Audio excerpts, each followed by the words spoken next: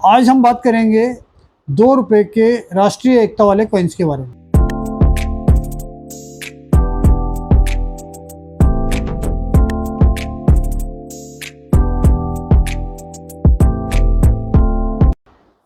दोस्तों नमस्कार, royal arts and numismatic gallery के यूट्यूब चैनल पर आपका स्वागत है। दोस्तों ये वीडियो में इस एपिसोड के अंदर हम आपको बताएंगे कि जो चीज़ें हम लोग ख़रीद रहे हैं मार्केट से और जो चीज़ें लोग लेकर आ रहे हैं हमारे ऑफिस पे बेचने के लिए, उसमें काफ़ी चीज़ों में बहुत बड़ा वेरिएशन है। आज हम बात करेंगे 2 रुपए के राष्ट्रीय एकता वाले कॉइन्स के बारे में, क्योंकि सबके दिमाग में एक ही चीज़ है कि राष्ट्रीय एकता का जो कॉइन है 2 रुपए का, कहीं ना कहीं काफ़ी लोग इकट्ठा कर रहे हैं और वो लेकर आते हैं, जबकि हमारे कहने के हिसाब से हम सब लोगों को बोलते हैं कि उसकी वैल्यू नहीं आती है। तो राष्ट्रीय एकता वाला जो कॉइन है 2 रुपए का, ये 1992 से शुरू हुए थे और उसके बाद ये 2004 तक कॉपर निकल में आए थे। इसमें 1990 में भी एक कॉइन बना था, वो था 8 ग्राम का, और 1992 से लेकर और ये 2004 तक के जो कॉइन आए हैं ये 6 ग्राम वाले आए हैं। इसमें सिर्फ रेयर और स्केयर वाली जो पोजीशन है वो 1992 का नोएडा मिंट, सिर्फ वो वैल्यूबल है और उसकी वैल्यू जो है कंडीशन के हिसाब से 1500 से लेके और 2000, 2200 रुपये, 2300 रुपये इस तरीके से होती है। और अगर कंडीशन रनिंग कंडीशन में भी थोड़ी सी वीक कंडीशन है तो वो 1000, 1100 रुपये तक होता है। इसके बाद इसमें 2 रुपए के राष्ट्रीय एकता वाले में 2004 का कैलकाटा मिंट अच्छा होता है, उसकी वैल्यूशन 300-400 से लेके 600-700 रुपये तक जाती है। बाकी उसमें हैदराबाद, बॉम्बे, इनकी वैल्यू 20 रुपये से 50 रुपये तक हो सकती है।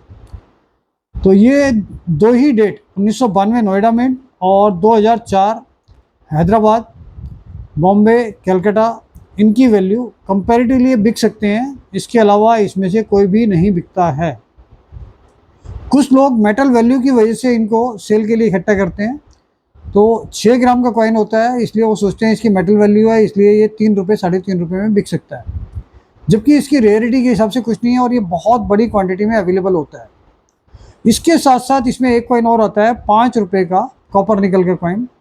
तो वो कॉइन भी बहुत सारे लोग इकट्ठा कर रहे हैं, वो भी 1992 से लेके और 2004 तक कॉपर निकल में आए थे। उसके बाद वो स्टील में ही 2007 का क्रॉस कॉइन आया था, वो रेयर है। तो कॉपर निकल के जो कॉइन है 1992 से लेके 2004 तक के, ये भी वैल्यूबल नहीं है। इसके अंदर सिर्फ 2004 का हैदराबाद मिंट का 5 रुपये का कॉपर निकल का 2004 का हैदराबाद मिंट, यही कुछ स्केयर और रेयर बोल सकते हैं उसको।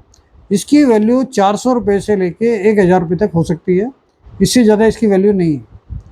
तो अभी मैंने आपको बताया है कि 2 रुपये में राष्ट्रीय एकता वाले और 5 रुपये के कॉपर निकल के कॉइन 1992 से लेके 2004 तक के, इसमें सिर्फ आपको देखना है तो 2004 हैदराबाद मिंट देखना है, बाकी मिंट्स इसकी वैल्यूबल नहीं है। जबकि ये बहुत सारे लोग बहुत बड़ी क्वांटिटी में इकट्ठा कर रहे हैं, तो इसको इकट्ठा करने का आपको फ़ायदा नहीं है।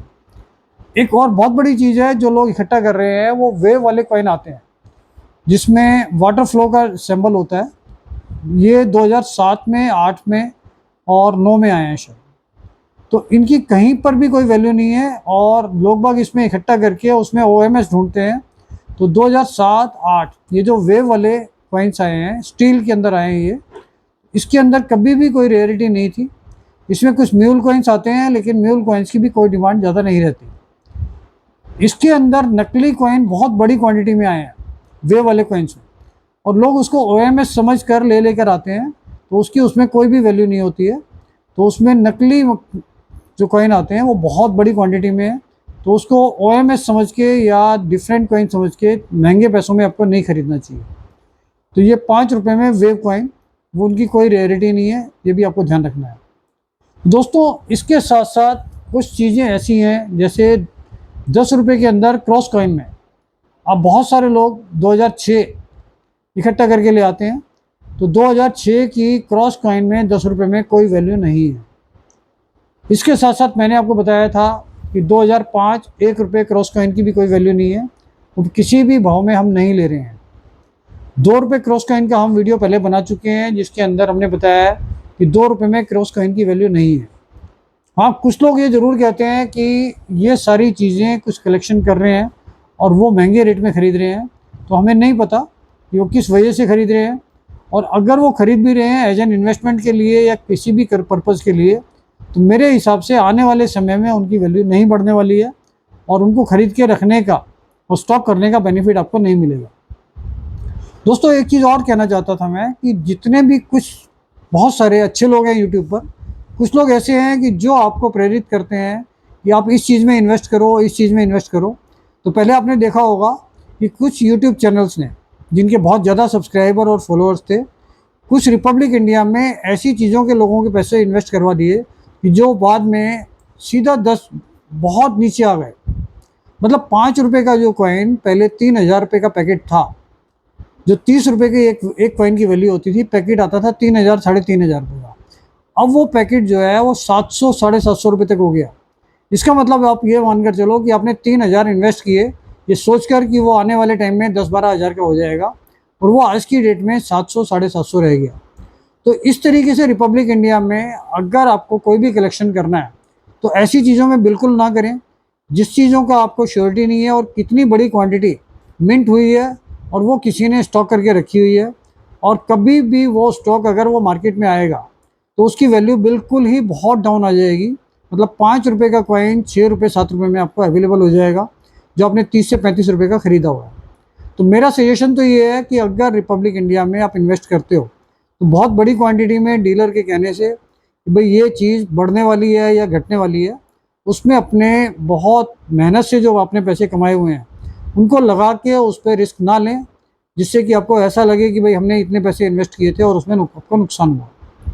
तो दोस्तों ये सारी चीज़ें न्यूमिस्मेटिक्स से रिलेटेड हम लगभग 15 से 20 साल से देख रहे हैं कि ये डीलर बहुत सारे या यूट्यूबर्स लोगों को इन्वेस्ट करवा देते हैं, और उसके बाद उसमें कुछ टाइम में ही बहुत ज़्यादा फ्लक्चुएशन आ जाता है। हमारे इस टेन्योर में जो पीरियड में हमने इसमें बिज़नेस किया है, काम किया है, उसमें बहुत सारी चीज़ें ऐसी हैं कि जिनके टेम्परेरी फेस में रेट बहुत बढ़ा दिए गए या बढ़ गए, और बाद में उनका पूरे लॉट सामने आ गए तो उनकी वैल्यू एकदम से ही बहुत ज़्यादा से बहुत कम आ गई। जैसे एक कॉइन आता था पहले बशेश्वर का, तो हम नॉर्मली यूज़ में उसको 60 रुपये से 100 रुपये तक परचेज़ करते थे।